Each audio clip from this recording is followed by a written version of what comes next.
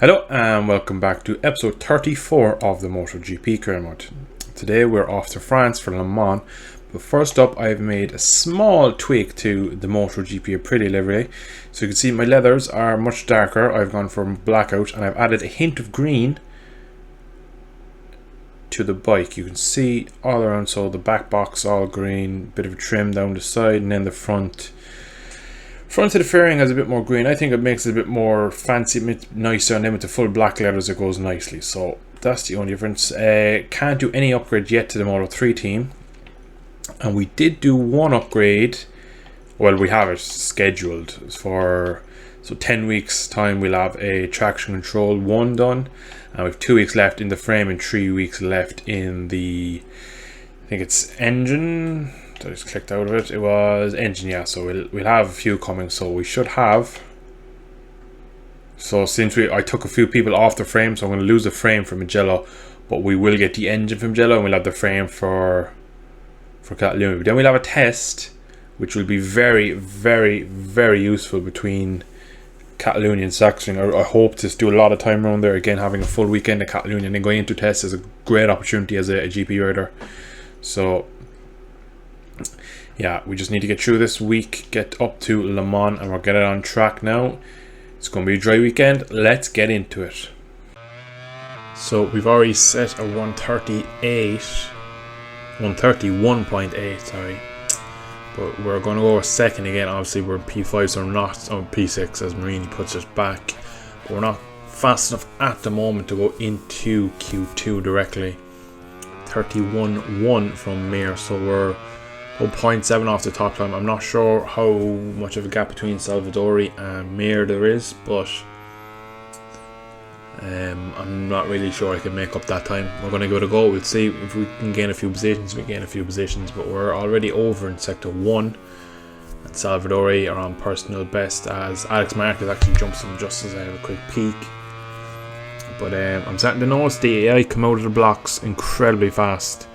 Free practice 1, they're on the absolute race lap record and what they're going to be doing in the race, and it takes me all the session getting up to speed with the bike, and then I go fastest in qualifying, and then in the race I'm kind of nowhere, but my pace gets me forward. So you can see at the moment we're coming through into third sector. We're only a 10th off, so if we can have a strong sector 4 we might be able to pull our way up the grid. Currently down in P9 this session, which is 19th on the grid, but we're not really gaining much time. This sector 4 here isn't going to be good enough. Slight hesitation on tip in, and we're going to gain time out of the last corner, but it's not going to be enough, I don't think. No, puts us P7 for now. Right, so we've gone with a soft front and a medium rear. Soft front, we went with a medium in qualifying, or in practice. I couldn't get the bike to turn. Soft is recommended to the last. See, both satellite KTMs running the exact same setup, but once again qualified kind of nowhere. And you can see there's a pretty on the front row of a late Espargaro, which shows that the bike in some aspects is there, but it's not there altogether. But anyway, 5 red lights and we are away. We get a very, very standard launch. Mediocre would be the word. We actually drop back to last, unfortunately. We're going to go around the outside for the inside into turn 2, brake late, and then we're going to just try and sneak a few positions back at the start. It's very tight. We actually tagged the back of Luca Marini. We've managed to pass Danilo Petrucci, so we're back up into P22. Goal for today is hopefully can I pull my way into the points. Now ideally I wish I got a better start, because maybe I feel like again most race weeks I feel if I can get away to start, which is usually my my weak point, is getting it as a good start.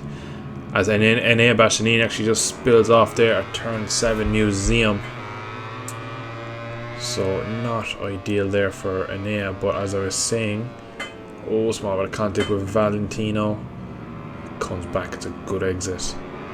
Like a small wheelie, and they seem to put away Valentino. It's a great exit. Comes past me, passes Salvadori. We're late on the brakes, making up some time, and we actually managed to get past Binder and Salvadori for now.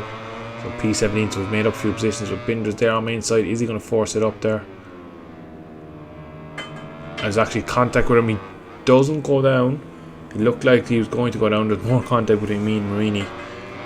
But as just to go back and finish off what I was saying, as I get passed around the outside and the inside, and we drop back 2 more positions back to P19. So poor enough start.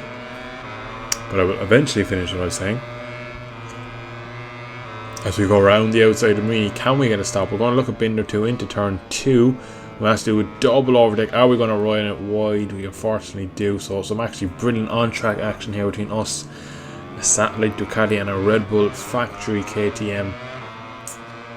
As Marini's up main side again. They're sure he's going to make contact. He goes up main side. He's collided with me. He's actually lost the front and slid into the side of me, which means he is out, and we are back down to P20. Ico Lacona has passed us. Salvadori has passed us, and yeah, you can see Valentino just in the distance, and we were just on him there now. So loads of side-by-side battling unfortunately has really pushed us back. But like I was saying a while ago, if I could get away and get a clean launch, get into a group and kind of sit there, not be messed with like I have just been, my pace usually is good enough at the end of the race that I hopefully would be able to make a few positions, or at least hold the fort and kind of make some points. Whereas usually at the end of the race I come into my own. I'm one of the fastest riders on the track, and a little too late usually for me.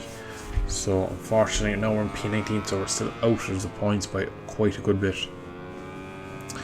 And it shows the contrast of Aprilia at the moment. One of them is in P3, the other is 18th, and the other is 19th. So 3 bikes on grid. So like we really don't have the resources. We have a pretty poor bike under us.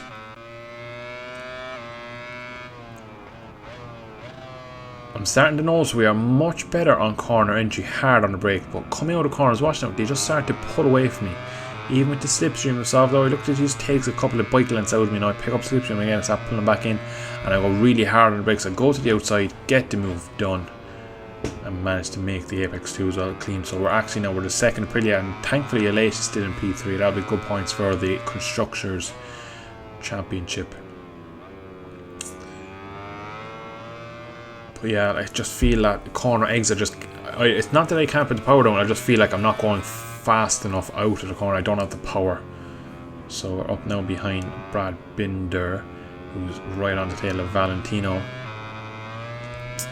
So points aren't a million miles out. So you see 31.3. That's quite a substantial margin faster than my qualifying time, and that's on lap 4 of 9 on race tires, like with a set of medium rear and a soft front. So it shows that usually throughout the weekend we get faster over the race weekend. Usually in the race we start setting personal bests and setting fastest laps of the week, which is in a way frustrating, because I feel like every time I cross the line, if I could have done the race again, I might have been able to get a better result. And obviously when I'm not fighting at the front, I'm not taking home huge points, I'm scrapping over the single points of 15th. So you can see there is a gap now. It looks to be a KTM, a Yamaha, 3 Hondas and a Suzuki up as far as about P14, I think, P13. So if we were somehow to manage to get our way into this battle, might be able to put ourselves into the midpoints, hopefully. But again, just look at the corner exit compared to Binder. They just pulled so much, and I'm kind of making up all my time now on the braking, which I'm strong, so I'm actually overriding on corner entry, which makes my exits worse. So it's kind of a worse of two evils really. I can't really make any difference to the lap time. Only good thing, it means I can pass quite easily if I can get close enough. The issue is getting close enough to be able to make up, because I'm much stronger on the brakes than most. And here we are probably close enough to maybe try move down into garage rear. We're up the inside of Binder. We're going to leave the brakes off and just run him wide. Second time this race we've had a little overtake that's caused a little bit of contact with us and Binder. Now we got a poor enough exit. He might even be able to repass me around the outside. Hard on the brakes now, and I'm actually closing right into the back of Valentino Rossi. But we managed to just hold off with Binder, and we're into P17. Now again, like you said earlier in the video, I am pulling myself right back into the group now, and I'm right behind the points really of Alex Marquez. I think Paul is just ahead of him, so Honda's again nowhere this weekend. And here we are in lap 7, and Aleix Espargaro still in P3, so he's doing a fantastic job. A podium for Aprilia would be a fantastic job now. I hope he can hang on to it. I'm not quite sure he can.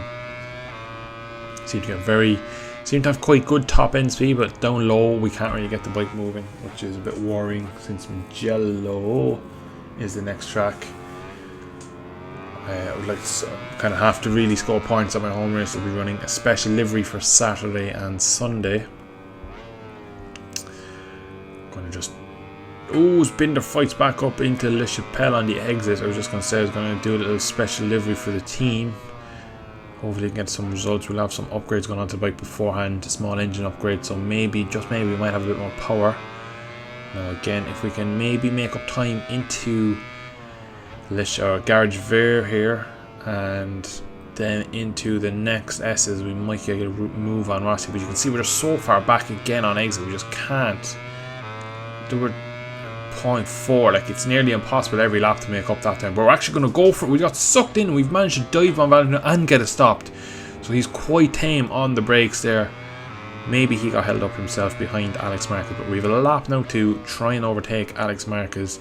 He is stopping us from scoring points today, so let's see. We're quite marginal on fuel, so that is not great. You can actually see we've set 3 lap times in this race having quicker than my qualifying lap, so that just shows that if I can get the most out of the bike on a Saturday, that if I can cut myself up the grid a bit, maybe I could scrap my way out of a top 6 kind of points. So that will be the goal for Mugello.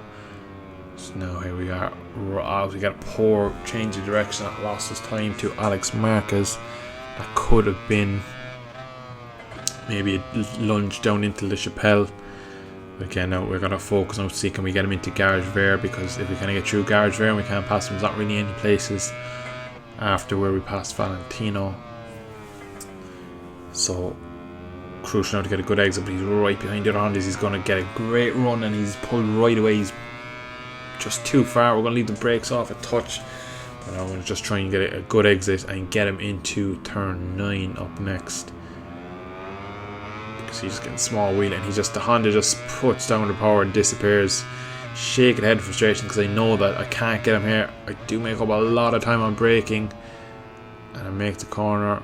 I get a great change of direction, small bit of wheelie. Will we be able to get him up into the next corner? But again, you can just see he leaps away from the other corner, and there's really not much you can do in these last set of corners here. Maybe try and send it into the right.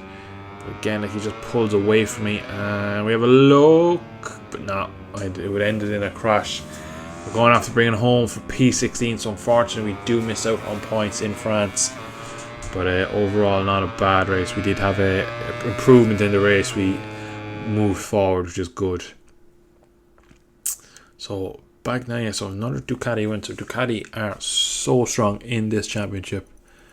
Just ever so slightly missing out on the points. So yeah, if you even look at our fast lap, it would put us P7 if it was kind of like judged on base pace. So I think in the race we're usually a top 10 rider, but we just can't really get qualifying, and we're not quick enough to be able to pass riders.